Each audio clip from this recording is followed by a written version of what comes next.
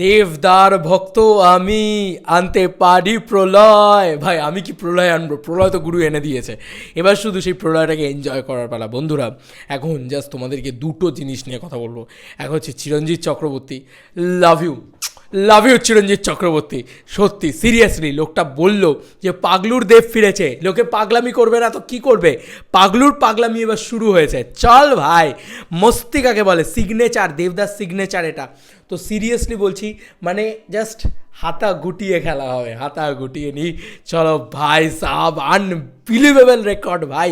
আমি সত্যি বলছি, আমি স্বপ্নেও কল্পনা করিনি যে সোমবার 100+ হাউসফুলস মারবে খাদান। মাই গড, উড়িয়ে দিয়েছে ভাই সব রেকর্ড। RIP যারা কোনোদিন বাংলা সিনেমা দেখতে আসতো না, যারা অনেক দিন দেবদাকে মিস করেছে, তারা সবাই ঝুঁকে গেনে এই সালা থেকে ঝুঁকিয়ে তারা ফ্যামিলি নিয়ে ব্যস্ত আছে বলে কী ভাবেছিস, অ্যাকশনটা ভুলে গেছি। ওটা দেবদা তোমারই কাজ আজকে প্রমাণিত যে ওটা তোমারই কাজ। বন্ধুরা একটা খুব সুন্দর জিনিস দেখলাম। দেবদা থ্যাংক ইউ চিরঞ্জিত দা, খাদানের প্রতি আপনার সাপোর্টের জন্য, আপনার ভালোবাসা ও আশীর্বাদ পেয়ে আমরা আপ্লুত। চিরঞ্জিত চক্রবর্তী সম্ভবত দেবদার চিরঞ্জিত চক্রবর্তীর কাছে গেছিলেন, কারণ চিরঞ্জিত চক্রবর্তী প্রথম কিন্তু দেবদাকে, মনে আছে অনেক ইন্টারভিউতে বারবার বলেছে যে দেবকে বিশ্বাস করতে হবে, দেবকে পাগলুর অডিয়েন্সকে ভুলে গেলে চলবে না, দেবকে পাগলুর কথা বলতে হবে, পাগলুর কথা মানতে হবে, এবং আই লাভ পাগলু এই কথাটা বলতে হবে। দেখো আজকে সেই কথাটাই কিন্তু সে বলেছে, এবং দেবদাও বলেছে যে হ্যাঁ আমি বলবো। দেখো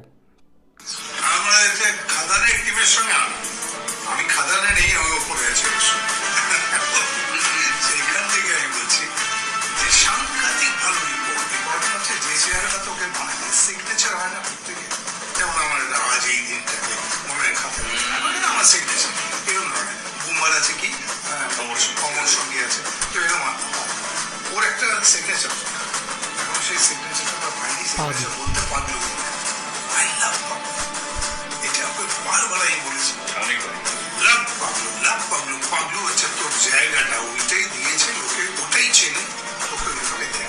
মানে বাদের গায়ে ডোরা না থাকলে বানায় না, ডোরা যদি পড়ে গিয়ে ও কি দিল, আমরা এই জায়গাটা আরেকবার শুনবো। জায়গাটা ওইটাই দিয়েছে, লোকে ওটাই চেনে, লোকে ওইভাবে দেখে। মানে বাদের গায়ে ডোরা না থাকলে বানায় না। ও ভাই কি দিয়েছে যে বাঘের গায়ে ডোরা না থাকলে মানায় না।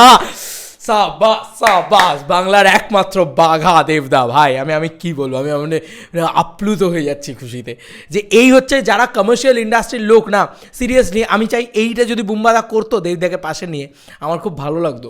কিন্তু আজকে চিরঞ্জিত চক্রবর্তী যে কমার্শিয়াল ছবিকে, যখনই কমার্শিয়াল ছবির বিপদে পড়েছে, এই যে একটা সংকীর্ণ দশা চললো এতদিন ধরে কমার্শিয়াল ছবির, সেই সময় কিন্তু চিরঞ্জিত চক্রবর্তী বারবার এটা নিয়ে অ্যাড্রেস করে গেছে, কথা বলে গেছে যে দেবকে ফিরতে হবে, কমার্শিয়াল ছবিতে ফিরতে হবে, পাগলুতে ফিরতে হবে, হল বাড়াতে হবে, সিঙ্গল স্ক্রিনে যেতে হবে, গ্রামে গঞ্জে মফস্বলে মানুষকে অ্যাওয়ার্ড করতে হবে। আর দেবদাস সেটা করে দেখিয়ে দিয়েছে সাকসেসফুলি।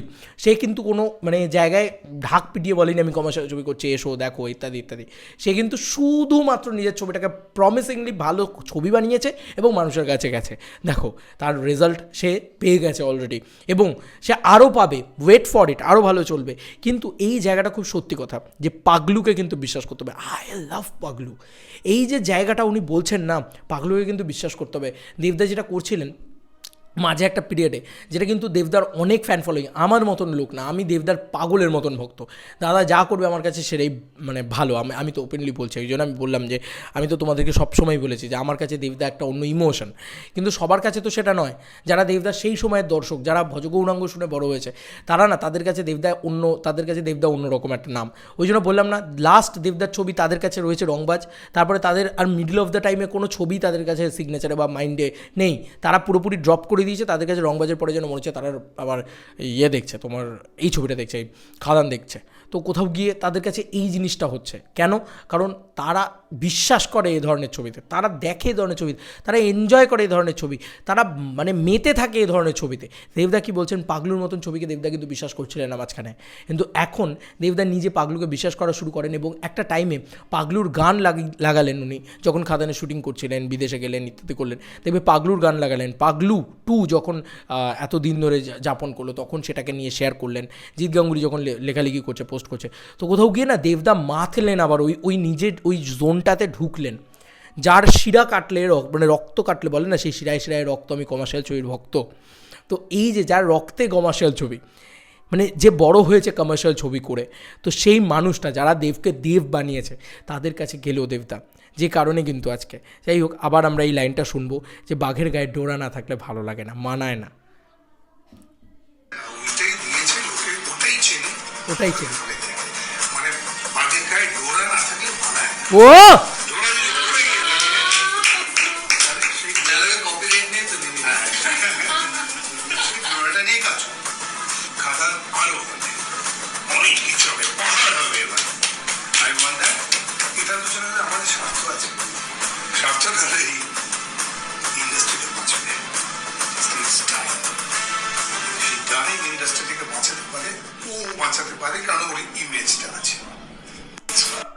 সিরিয়াসলি বলছি, ও বাঁচাতে পারে, ওর এই ইমেজটা আছে।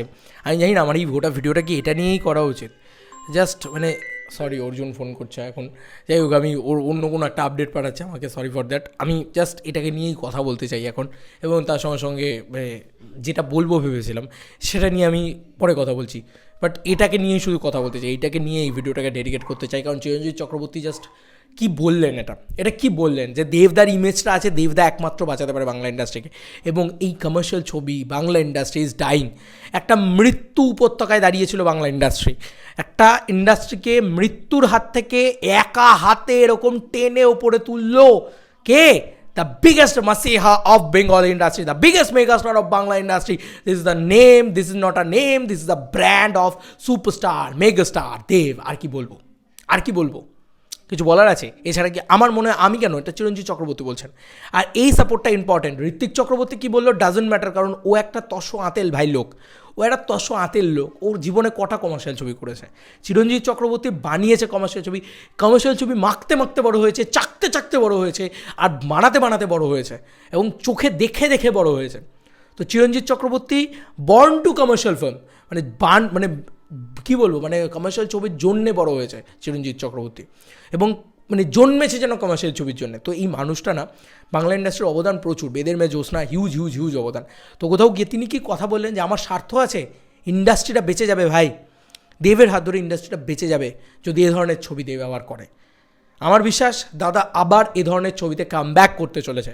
সবাই তো পাঠান দেখেছো, मेहमान नवाजी के लिए पठान तो आएगा, पठान तो आएगी, बट अब तो आएगा जवान। जवान जब आए तो भाई उड़ा डालेगा, भाई सब উড়িয়ে দেবে। ওয়েট ফর ইট, পাঠান এসছে, জওয়ান আসতে বাকি আছে, শেষ করে দেবে সব। চলো বন্ধুরা, নতুন কোনো ভিডিওতে দেখা হবে, বাই।